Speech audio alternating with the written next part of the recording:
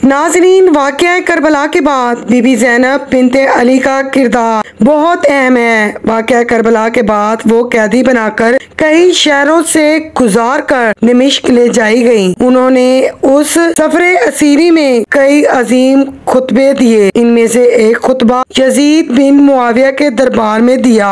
उनके बाकी खुतबों की तरह ये खुतबा भी बहुत मशहूर हुआ, जिसने यजीद के दरबार में लर्जा तारी कर दिया।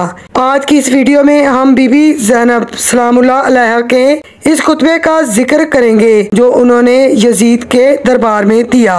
रोज़े आशूरा को इमाम हुसैन अलैहिस्सलाम की शहादत के बाद आपके अहले बैत को असीर कर लिया गया और जुल्म सितम के पहाड़ तोड़ दिए गए। असीराने करबला के इस काफिले को कूफा और शाम के बाजारों से लेकर यजीद के दरबार तक ले जाया गया।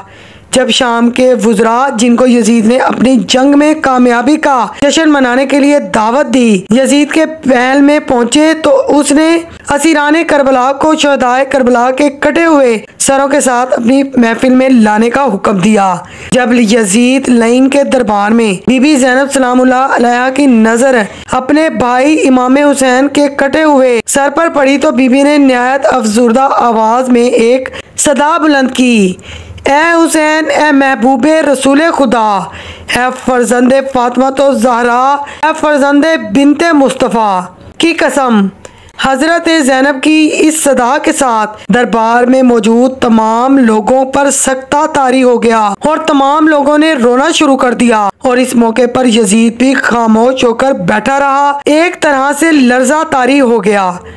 यजीद ने छड़ी लाने का हुक्म दिया और उसके बाद यजीद लईन ने इमाम हुसैन अलैहिस्सलाम के मुबारक होंठों और दांतों को छड़ी मारना शुरू कर दिया। एक सहाबी रसूल अबू बज़दा असलमी भी यजीद के दरबार में हाजिर थे। जब उन्होंने यजीद की ये गिरी हुई हरकतें की तो उससे मुखातिब हुए और कहा, ए यजीद, इस छड़ी के साथ फातिमा तो ज़हरा के नूरे नजर हुसैन के होंठों से खेल रहे हो। मैंने अपनी आंखों से पैगंबर अकरम सल्लल्लाहु अलैहि वसल्लम को हुसैन और उनके भाई हसन अलैहिस्सलाम के होंठों का बोसा लेते हुए देखा है और नबी अकरम सल्लल्लाहु अलैहि वसल्लम उनसे फरमा रहे थे कि आप दोनों जन्नत के सरदार हैं।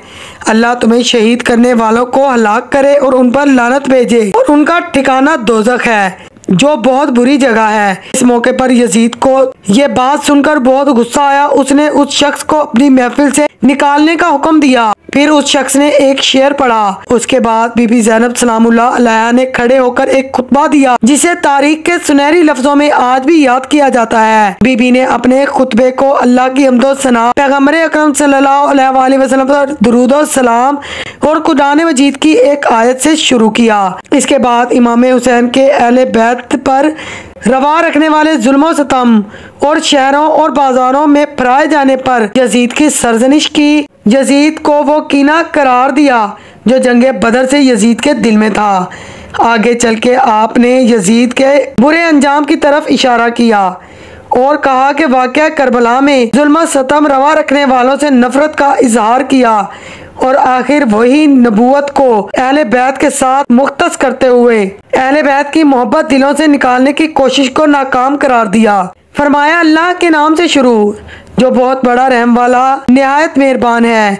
सब तारीफें अल्लाह के लिए हैं जो कायनात का परवरदिगार है, और अल्लाह की रहमतें नाजिल हों पैगंबर अकरम सल्लल्लाहु अलैहि वसल्लम और उनकी पाकीज़ा इतरत तो अहले बैत पर।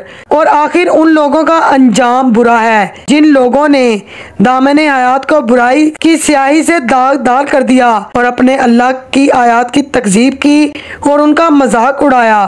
फिर बीबी ने कहा, यजीद, तू क्या समझता है कि तूने ये जमीन और आसमान के किनारे हम पर तंग कर दिए और आले रसूल को रस्सियां और जंजीरों में जकड़ कर दर बदर फिराने से तू अल्लाह की बारगाह में सरफराज हुआ और हम रुसवा हुए। ऐ यजीद, क्या तेरा ख्याल है कि हम मजलूम और रुसवा होकर जलील हो गए और तू जालिम होकर सर बुलंद हो गया? क्या तू समझता है कि हम पे तू जुल्म करके अल्लाह की बारगाह में तुझे शान मकाम हासिल हो गया? है यजीद, तू आज अपनी ज़ाहिरी फतह की खुशी में सरमस्त है, मुसर्रत और शादमानी से सरशार होकर अपने गालिब होने पर इतरा रहा है, हमारे हकूक को गज़ब करके खुशी और मुसर्रत का जश्न मना रहा है। और अपनी गलत सोच पर मगरूर ना हो। जरा होश के नाखून ले।